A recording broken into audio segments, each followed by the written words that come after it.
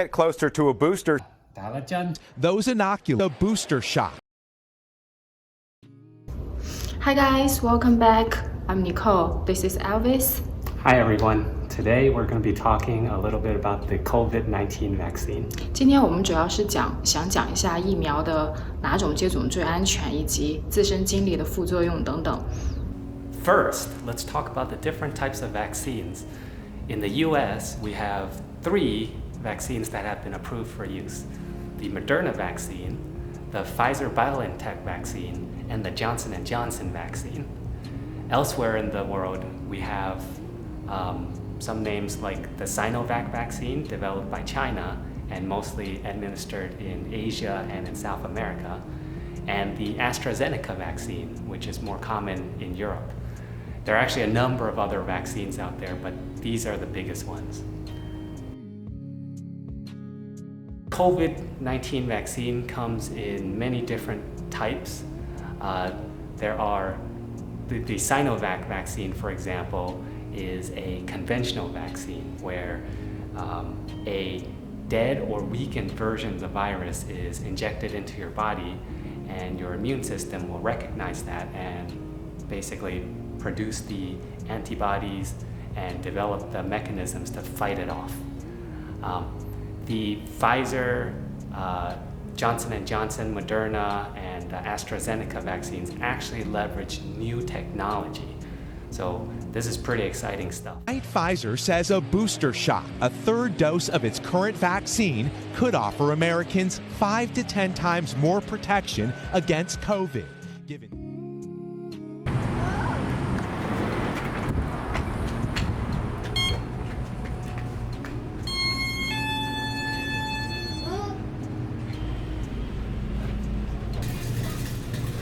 No, 不紧张. I just got my shot. At CVS, I took the Pfizer vaccine.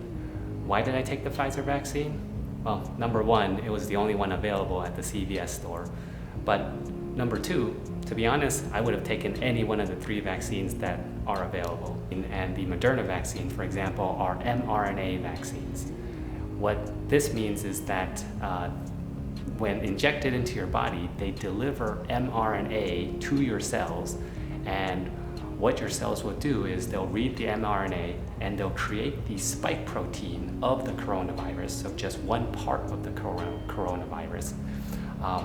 And it'll sort of leverage the cell like a factory and produce all these proteins, and then your body will recognize these proteins as an intruder, and they'll start generating the antibodies, and they'll build up the immunity against the coronavirus for you without you actually being exposed to the virus itself. The Johnson & Johnson and AstraZeneca vaccines are what's known as viral vector vaccines. It works pretty similar to the mRNA vaccine, except that it uses a virus to deliver the DNA of the coronavirus spike protein to your cells. And then after that, it will basically, again, act like your cells will turn into factories and start generating these spike proteins, and your body will recognize the coronavirus spikes, and it'll start generating the antibodies and trigger your immune system. Although the different vaccines have different efficacy rates, those really are completely dependent on how the trial was administered, the clinical trials. What's most important is that it helps reduce the symptoms that you get if you do catch COVID.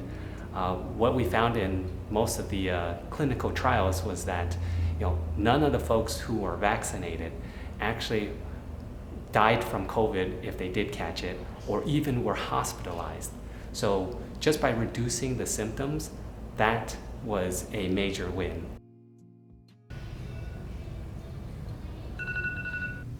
Hey. Oh, honey. Are you okay? Huh? Okay. Oh, I'm sore. Arm sore? Honey. What else? Headache? Still a little, no headache. Okay, good. But still a little tired. In terms of side effects, vaccines generally will cause soreness in the area that it was administered, and you might run into a fever, or you might have a headache or fatigue.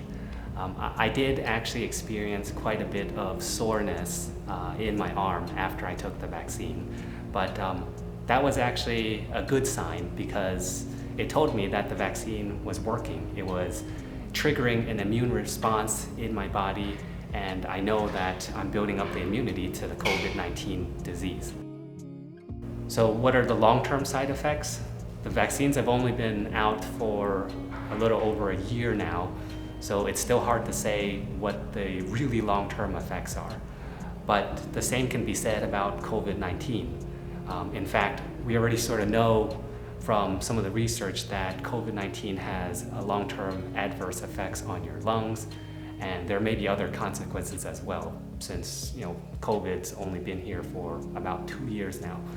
So between long-term effects of COVID-19 and long-term effects of taking the vaccines, I feel like the choice is pretty clear here.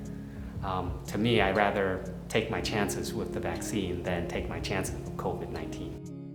So in conclusion, I'm not recommending any COVID-19 vaccine in particular. I think all of them will do the job just fine.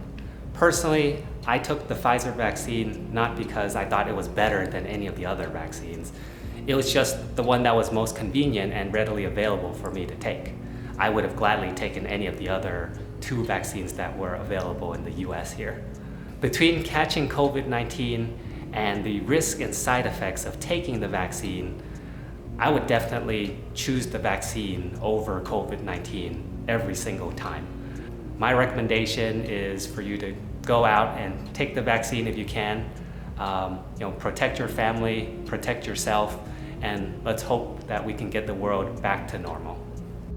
Okay, guys, I hope you find this video useful. 再过2个星期 Elvis 就会接种他的第2支疫苗了，到时候我们会第一时间来更新这个副作用以及其他的状况，好吗？ So please hit the like button and subscribe. In 2 weeks, I'm gonna get my second shot, so stay tuned.